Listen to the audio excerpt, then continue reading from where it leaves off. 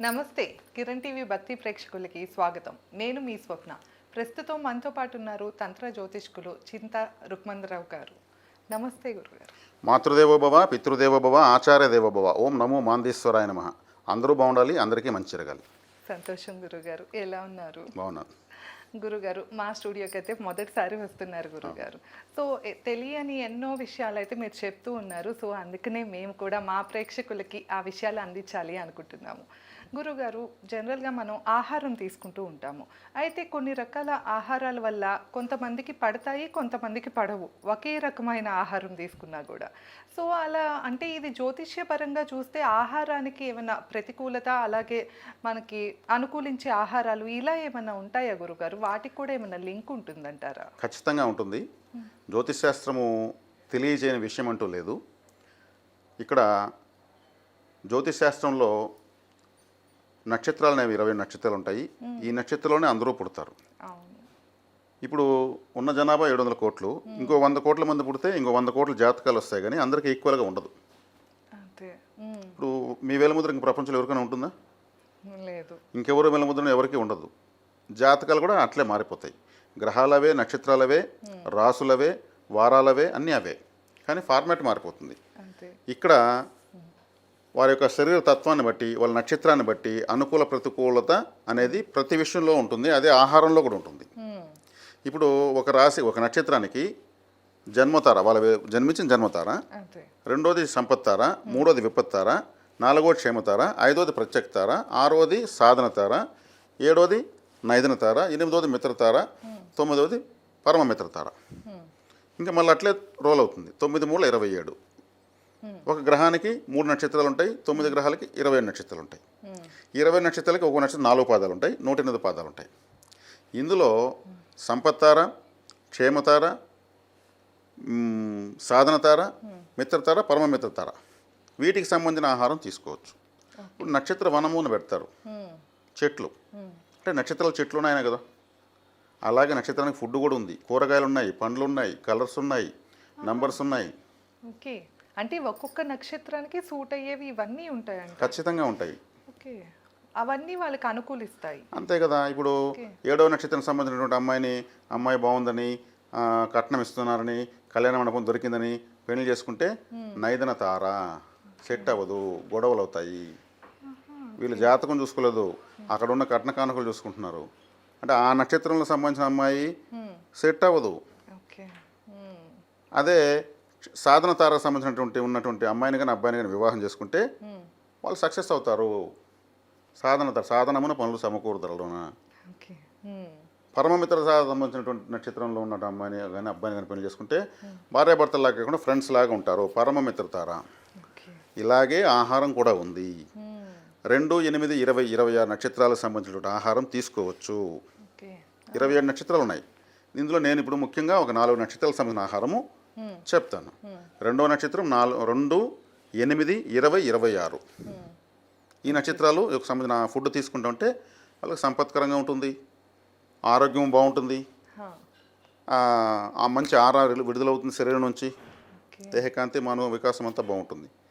ఒక ఎగ్జామ్కో లేదంటే ఎక్కడికో ముఖ్యమైన పనిగా బయలుదేరుతూ ప్రత్యక్తార లేదంటే నైదన తార, విరుద్ధ తారకు సంబంధించిన ఫుడ్ తీసుకుని బయలుదేరాలనుకుంటే ఆ పని కాదు.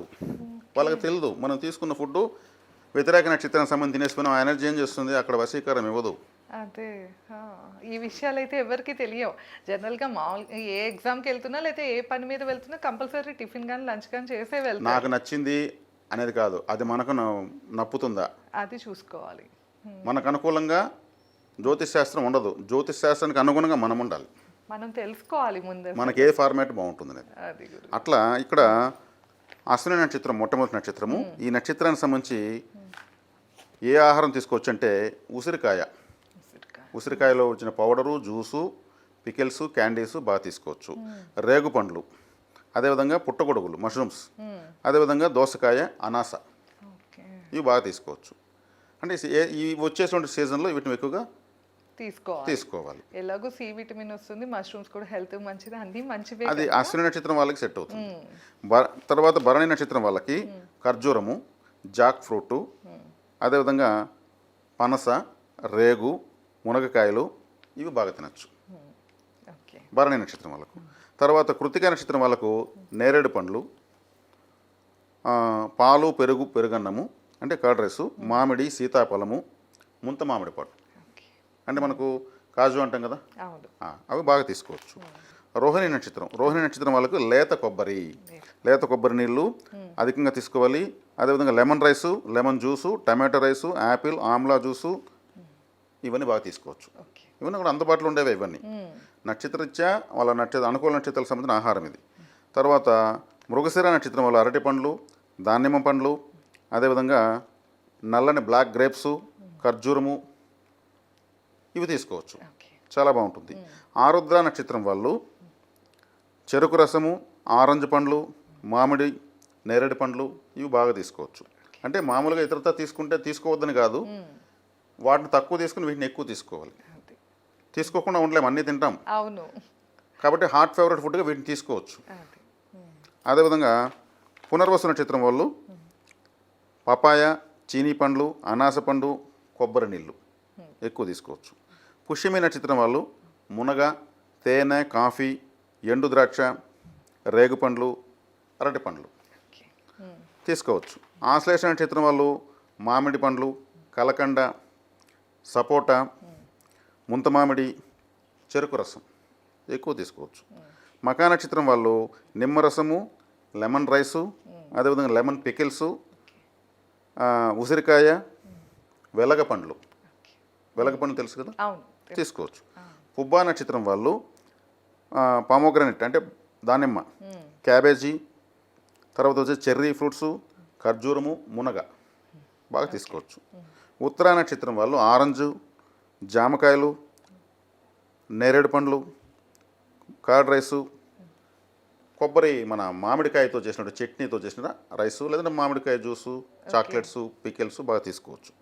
హస్త నక్షత్రం వాళ్ళు పపాయ, చీనీ పండ్లు, మష్రూమ్స్, దోసకాయ, కొబ్బరి నీళ్ళు, లెమన్ రైస్ ఇవి బాగా తీసుకోవచ్చు. ఇవంతా వీళ్ళకు చాలా చక్కగా కలిసి వస్తాయి, అనుకూలిస్తాయి.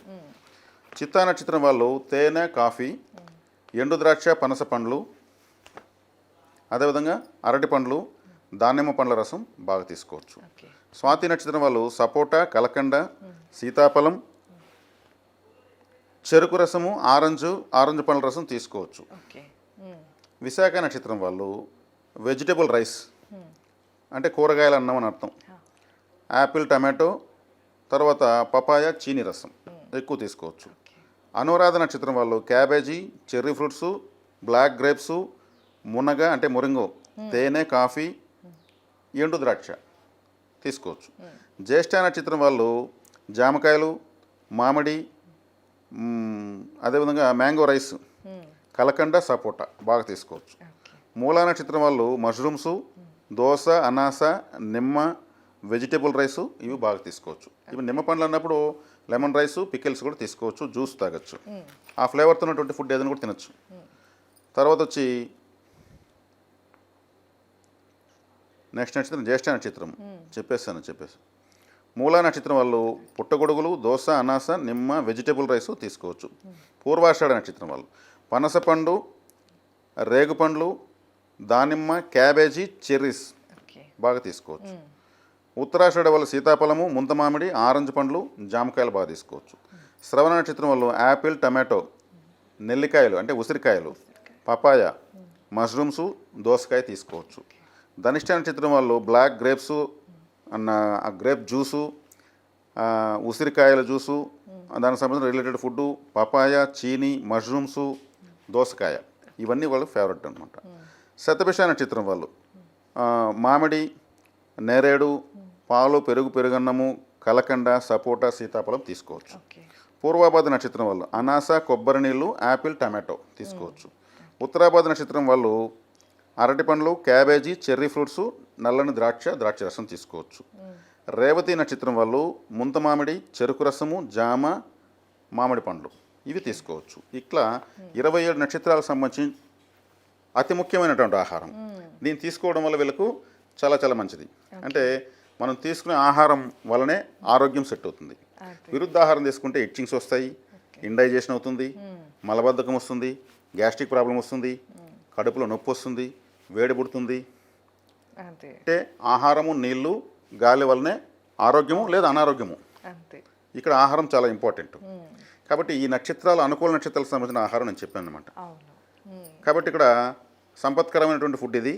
మిగిలినవి కూడా తీసుకోవచ్చు, సింపుల్గా తీసుకోవాలి, తీసుకోకుండా ఉండాలి. ఇప్పుడు టమాటా పండు ధనిష్ట నక్షత్రము, అది ఆరుద్ర నక్షత్రం వల్ల ధనిష్ట నక్షత్రం 18వ నక్షత్రము, అది వేద నక్షత్రము, ధననష్ట నక్షత్రము. ఓకే. అప్పుడు టమాటా రైస్ తింటే వాళ్ళకు ధన నష్టం అని అర్థము. ఓకే. తినకుండా ఉండలేరు కదా. అవును. టమాటాలు వస్తే పక్కన పెట్టేసి తినడము, సింపుల్గా తీసుకోవడము, టమాటోస్ ఆర్డర్ లేకుండా ఉండడం మంచిది. ఓకే. అంటే అనుకూలం అలాగే ప్రతికూల ఆహారాలు కూడా ఉంటాయి అన్నమాట. ఓకే. సో అందుకని ప్రతి నక్షత్రానికి 18వ నక్షత్రం ధన నష్టాన్ని ఇస్తుంది. 18వ నక్షత్రం. ఇంకా ఆ నక్షత్రంలో వివాహం చేసుకుంటే కూడా ఓకే. వాళ్ళు పెట్టిన కట్న కానుకలు ఏమి కూడా మిగలవు. కష్టాలు, నష్టాలు అన్నీ వచ్చేస్తాయి. ఓకే. కాబట్టి 18వ నక్షత్రం 8, 1, 9 పరమిత తారగద అనుకుంటారు. కానీ పరమిత తారైనా కానీ ధన నష్టాన్ని ఇస్తుంది. కాబట్టి దానికి సంబంధించిన ఆహారం కూడా తీసుకోకూడదు.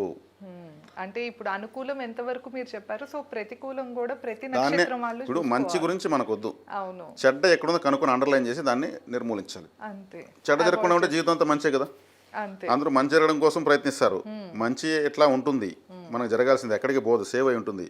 ముందు ఆటంకంగా ఉన్న అడ్డంగా ఉన్నటువంటి చెడును తొలగిస్తే మిగిలినంతా మంచే. ఓకే. అంటే స్టార్టింగ్ ఒక్కొక్క నక్షత్రం వారికి 18వ నక్షత్రం మీద వాళ్ళు చూసుకోవాలి. కంపల్సరీ గురుగారు. చూసుకోవాలి. ఓకే.